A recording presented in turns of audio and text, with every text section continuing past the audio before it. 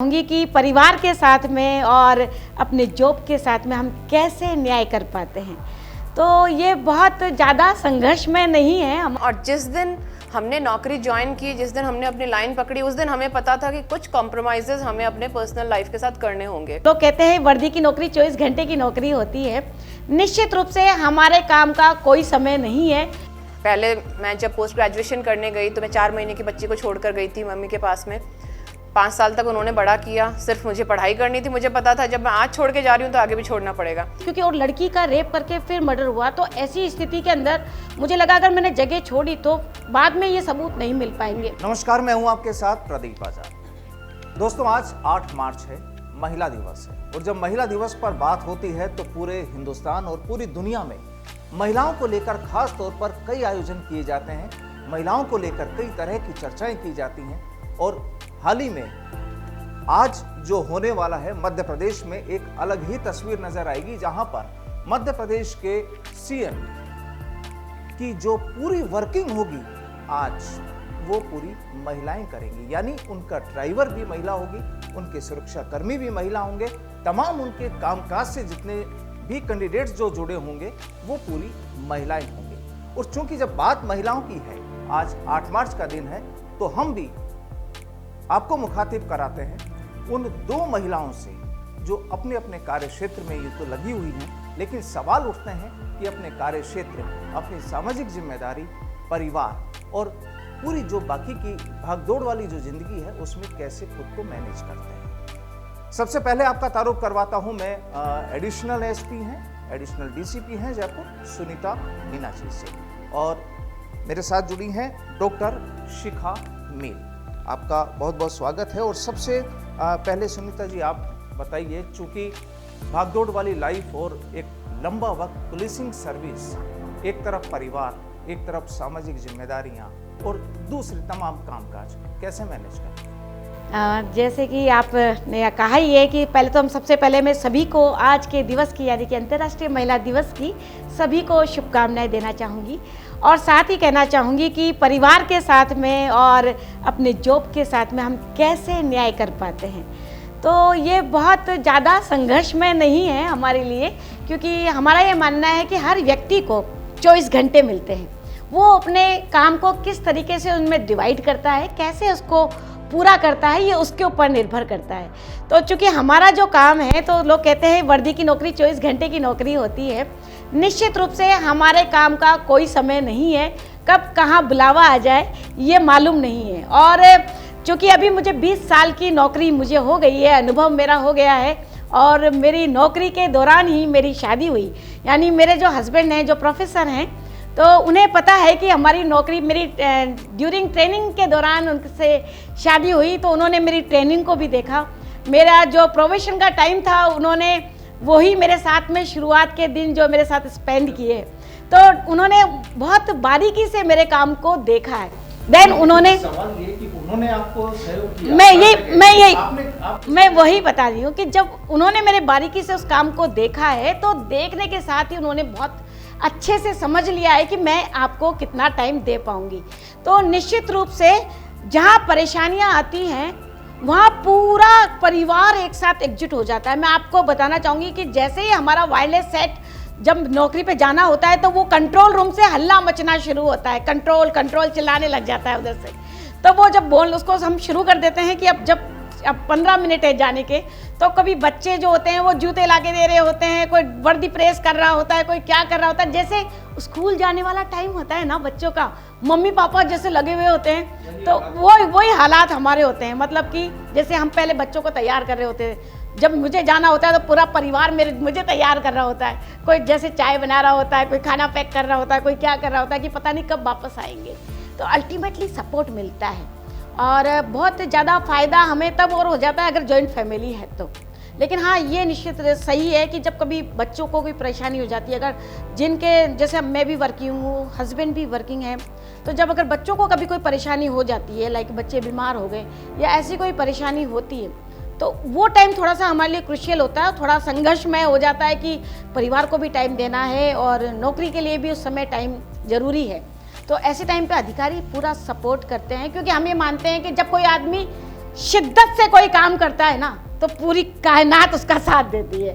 तो ये लगता है कि सारे लोग एक साथ मिलकर हमारे को सपोर्ट सिस्टम क्रिएट। शिखा जी, आप चूंकि आपका भी वर्किंग वही 24 आवर्स का है, आपका अपना हॉस्पिटल है, कब कौन पेशेंट किस पेशेंट को आपकी ज़रूरत पड़ जाए और बाकी की मॉनिटरिंग भी आपको करनी पड़ती है, तो आप किस तरह से मैनेज करें?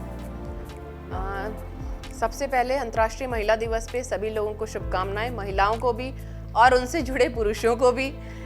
और आगे जैसे मैडम ने बताया, और कोई भी कामकाजी महिला जो हमें सुन रही होगी वो हमसे कनेक्ट कर पाएगी कि क्या क्या प्रॉब्लम्स वो फेस करते हैं। और जिस दिन हमने नौकरी ज्वाइन की, जिस दिन हमने अपनी लाइन पकड़ी, उस दिन हमें पता था कि कुछ कॉम्प्रोमाइजेज हमें अपने पर्सनल लाइफ के साथ करने होंगे। एंड किस्मत अच्छी रहती है, घर वाले सपोर्टिव होते हैं, तो उसे कॉम्प्रोमाइज़ नहीं बोलेंगे। वो चीज़ें धीरे धीरे आदतों में बदल जाती हैं, कुछ आदत हमारी बढ़ती हैं, कुछ बच्चे घर में जो भी और फैमिली मेम्बर्स हैं वो भी एडजस्ट करते हैं।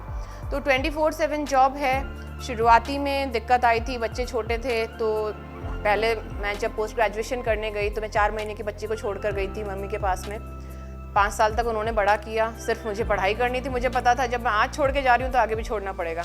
बच्चों को आदत पड़ गई, साथ में रहने लगे। शुरू में रात में कॉल आती, अच्छा मम्मा आप जा रहे हो, अच्छा मम्मा आप जा रहे हो। शुरुआत में ताने भी सुनने को मिले, बेटा बड़े होके क्या बनोगे, हाउसवाइफ बनेंगे ताकि मम्मी हमारे पास, हम किसी के पास रह सके, मम्मी नहीं रह पाई तो लेकिन धीरे धीरे अब बच्चे प्राउड फील करते हैं। और बहुत अच्छा सपोर्ट मिला हस्बैंड से। जैसे मैम ने बताया, हस्बैंड के सपोर्ट के बिना आप उतने एफिशिएंसी से काम नहीं कर सकते। काम ठीक है, आपको मजबूरी में करना पड़ेगा, बट अब हम उस काम को अपना पैशन बना के करते हैं।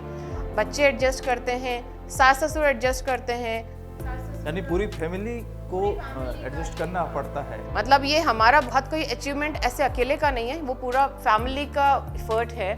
सास कभी ये एक्सपेक्ट नहीं करती बहू आएगी तो हमें खाना बना के देगी, खुद चाय बना के वो ऑफर करती हैं। लेकिन क्या कई बार ऐसा लगता नहीं है कि जो एक पूरी भागदौड़ वाली जो लाइफ है, ठीक है, और भी महिलाएं काम करती हैं, लेकिन उनका अगर जॉब की हम बात करें तो एक 10 से 5, 10 से 6, 7 बजे तक उनका अपना टाइम होता है। 7 बजे बाद वो अपने घर पहुंच जाती हैं। लेकिन आपके फील्ड में कहीं कोई ऐसी चीज़ नहीं है। आज मान लीजिए आप कहीं वर्किंग में हैं, किसी ऑपरेशन में हैं या कहीं पेशेंट के साथ है, और अचानक आपके घर से कोई इस तरह की कॉल आती है कि जहां आपकी मौजूदगी जरूरी होनी चाहिए, लेकिन आप नहीं पहुंच पाते हैं। आप पेशेंट को छोड़ते हैं या घर को छोड़ते हैं? अब देखिए, ये तो अभी इतने टाइम में हम लोग बहुत अच्छे से एडजस्ट हो चुके हैं कि हमें पता है कि जो पेशेंट का हम ऑपरेशन कर रहे हैं, जिसे ऑपरेशन की ज़रूरत है, जिसे इमरजेंसी सेवाओं की ज़रूरत है, हम उसे नहीं छोड़ सकते हैं। घर वालों ने इतना एडजस्ट कर लिया है कि अगर इस टाइम वो अवेलेबल नहीं है तो ये उनकी गलती नहीं है, बुरा नहीं मानना है, ये उनका जॉब है। बच्चे भी अभी उतने ही हमसे सीख रहे हैं कि वो उन्हें प्राउड फील हो रहा है कि आप चलो मतलब हमें छोड़ रहे हो पर किसी की ज़िंदगी बचा रहे हो। एंड जिसकी हमने जिम्मेदारी ली है, जिस मरीज़ की जिम्मेदारी हमने ली है, या फिर 9 महीने गर्भावस्था में हमें दिखा रही है, हम आखिरी मोमेंट पे उनको उसमें छोड़ दें या फिर उस टाइम अवेलेबल ही नहीं हो, तो वो चीज़ हमारे लिए। तो अगर यही सिचुएशन आपके साथ जैसे कोई बहुत बार आती है। मैं आपको बताना चाहूँगी कि जब मैं राजगढ़ पोस्टिंग थी तो एक ब्लाइंड मर्डर हो गया था, तो मुझे वहाँ जाना था। मैं वहाँ पहुँच गई। पहुँचने के बाद में उसी दौरान मुझे कॉल आया कि आपकी बिटिया, जो कि मेरी बिटिया उस समय 1 साल की थी, और वो सीढ़ियों से गिर गई और उसको हाथ में फ्रैक्चर हो गया। एंड देन राजगढ़ छोटी जगह है। देन उन्होंने बोला कि अब या तो घर आ जाओ क्योंकि बेटी छोटी है, अब क्या करें, वो रो रही है और क्या हुआ है कुछ समझ में नहीं आ रहा, हाथ उठ नहीं रहा है। तो ऐसी परिस्थिति में चूंकि ब्लाइंड मर्डर का मामला था, मैं वहाँ की सीईओ थी, लोग वो अगर मैं उस लोकेशन को छोड़ती हूँ तो मुझे लगा कि क्योंकि और लड़की का रेप करके फिर मर्डर हुआ, तो ऐसी स्थिति के अंदर मुझे लगा अगर मैंने जगह छोड़ी तो बाद में ये सबूत नहीं मिल पाएंगे, हाँ सारा मामला खराब हो जाएगा। और फिर इस वजह से फिर मैंने कहा आप बच्ची को लेकर कैसे भी करके जयपुर पहुँचिए और मैं यहाँ पर एक बार देख लेती हूँ। और डेफिनेटली उस समय पूरा काम मैंने उसमें लगाया, मन कहीं ना कहीं बच्ची में अटका हुआ भी था। और उसके बाद मैंने पूरा उसको जितना मेरे से सबूत वगैरह इकट्ठा होना था वो सब कुछ किया, FSL वगैरह को बुलाकर करते हुए। और रात को 3-4 बजे करीब मैं फ्री हुई। जब मैं गई, जब तक हस्बैंड मेरे जयपुर पहुंच चुके थे और उन्होंने बोला प्लास्टर वगैरह कर लिया है, तो वो मिनट टू मिनट चीज़ें चल तो रही हैं, लेकिन परेशानी डेफिनेटली आप जो बोल रहे हो ना, दिमाग में कुछ कुछ तो चलता रहता है। लेकिन जहाँ फ़र्ज का मामला आता है तो वहाँ पर परिवार के साथ भी हमको कुछ व्यवस्थाएं बैठानी होती हैं और फ़र्ज़ हमारे लिए सबसे बड़ी बात है। और मैं आपको कहना चाहूँगी कि पुलिस की जो सर्विस ने मुझे दिया है, मैं तो अगले 7 जन्म में भी अगर मुझे कोई कहना कि आप क्या बनना चाहोगे, तो मैं पुलिस वाली ही बनना चाहूँगी। मैं अपनी नौकरी से बहुत संतुष्ट हूँ, क्योंकि मैं वास्तव में बहुत कुछ दे पा रही हूँ अपने समाज को, बहुत कुछ दे पा रही हूँ अपने लोगों को। और मेरे बच्चे जब घर में जाते ही, जब कोरोना का टाइम था, तो डेफिनेटली शुरुआत में वो बहुत टेंशन में थे, बच्चे उधर रो रहे थे, मेरे से वीडियो कॉल कर रहे थे।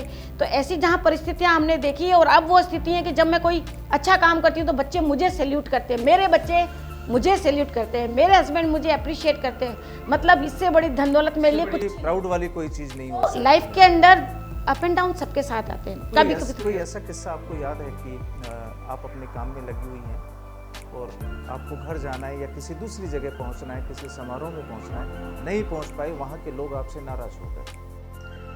लेट पहुंचने की वजह से ज़रूर लोगों को शिकायतें हुई हैं। जैसे आज हमारा यही प्लान था, तो लास्ट में कुछ मैंने मैडम को मैसेज भी छोड़ा था कि मैं कुछ इमरजेंसी में फंस गई हूँ, हम लेट हो जाएंगे। तो लेट ज़रूर हो जाते हैं, पहुँच ही जाते हैं, बाकी चीज़ें मैनेज हो ही जाती हैं। एंड लोग समझते भी हैं कि आपका काम कैसा है।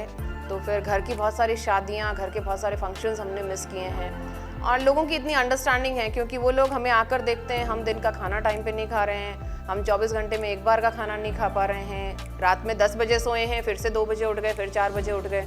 तो ये उनकी भी आदत हो गई है हमारी। कभी ऐसा लगता है कि कौन सी लाइन चुन ली और इस लाइन से बढ़िया तो कोई दूसरी लाइन होती? मैडम ने जैसा बोला, मुझे अगर बार बार मौका मिले अगले जन्म में क्या बनना है, मुझे अगले जन्म में लड़की ही बनना है और डॉक्टर ही बनना है। मैं यही चूज़ करूँगी क्या बनना है।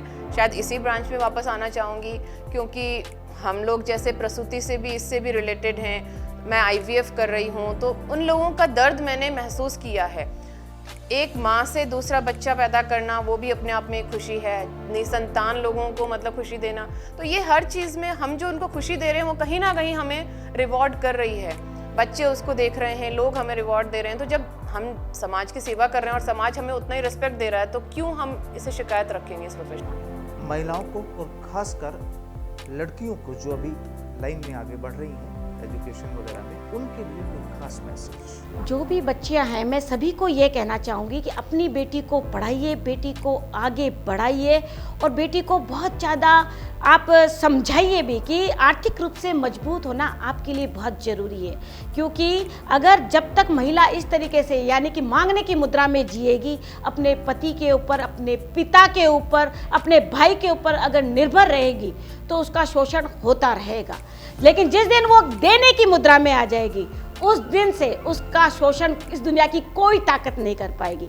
तो बेटी को आगे बढ़ाना और आर्थिक रूप से मजबूत करना बहुत ज़रूरी है, क्योंकि जब महिला आर्थिक रूप से मजबूत हो जाती है, तो उसके ऊपर एक जो सबसे बड़ी परेशानी की पैसों की तंगी, वो चीज़ खत्म हो जाती है, और उसके बाद वो अपने परिवार को पालने में भी सक्षम हो जाती है, अपनी ख्वाहिश भी पूरा कर सकती है। और जिसको बोलना चाहूँगी मैं कि वो अपनी शर्तों पे जी सकती है, और अपनी शर्तों पे जीना ही जीना है। तो ज़िंदगी जिंदा दिली का नाम है, मुर्दा दिल क्या खाक जिया करते हैं। तो जिंदा दिली से अगर जीना है तो आर्थिक रूप से मजबूत बनिए, अपनी बेटियों को हुनरमंद बनाइए, ताकि वो अपनी लाइफ में किसी से दबे नहीं, किसी से डरे नहीं, और खुशी से इस पूरे जीवन को यापन करें। साथ ही बेटों को सिखाइए कि नारी का सम्मान बहुत जरूरी है, क्योंकि नर और नारी दोनों ही एक रथ के पहिए हैं। जब दोनों साथ साथ काम करेंगे, आर्थिक रूप से अगर मजबूती से काम करेंगे, तो देखिए कितना खूबसूरत परिवार बनता है। आपको मैं बहुत सच्ची बात बोलना चाहूँगी, आपको लगता है कि वर्किंग जो लड़की है उसकी वजह से घर के अंदर कलेश होंगे, ऐसा नहीं है। मैं खुद के बारे में बताना चाहूँगी, मैं हमेशा यही चाहती हूँ कि जॉइंट फैमिली हो, ताकि मेरे बच्चों को पालने के लिए मेरे को कहीं और ना जाना पड़े, मेरे बच्चों को अच्छे संस्कार मिले। तो यानी कि हर महिला जब वर्किंग होगी, तो एक जॉइंट फैमिली का जो कल्चर कहीं ना कहीं ख़त्म होता चला जा रहा है, वो वापस लौट आएगा। साथ ही एक जो प्यार कहीं ना कहीं कम होता चला जा रहा है, वो भी वापस लौट आएगा, क्योंकि अब ननद की भी बहुत बड़ी इंपॉर्टेंट रोल हो गई है। जब अगर मुझे लगता है कि मेरे बच्चों को ये ध्यान रख रही है, तो वो मेरे लिए देवी से बढ़कर हो जाती है। तो अल्टीमेटली वहाँ मेरे कलेश खत्म हो जाते हैं। मिलजुल कर चलना बेहद जरूरी है, और वर्किंग लेडी जो है इन चीज़ों को बहुत अच्छे से समझती है। तो इस वजह से एक जॉइंट कल्चर, ये आप देखते ही आ रहे हो कि जब महिलाएं खेतों में काम करती थी तो उनका जॉइंट फैमिली अच्छे से चल रहा होता था, बिकॉज ऑफ दिस ओनली कि उन्हें जरूरत है। यानी आपकी बातों से ये साफ है कि जो ये विश्व महिला दिवस जो मनाया जा रहा है, हर 8 मार्च को जो मनाया जाता है, इसकी सार्थकता तभी है जब आप मिलजुल कर और एक कंबाइंड रूप से आप अपनी वर्किंग करें, साथ रहें, और पढ़ाई वो बेहद जरूरी है। अगर आगे बढ़ना है किसी भी लड़की को, किसी भी महिला को, तो पढ़ना बेहद जरूरी है। और जब पढ़ाई अगर अच्छी होगी तो जाहिर सी बात है कि आप अपने मिशन में, आप अपने सपनों में कहीं पीछे नहीं रह सकते। फिर मुलाकात होगी, आज के लिए फिलहाल इतना ही। नमस्कार।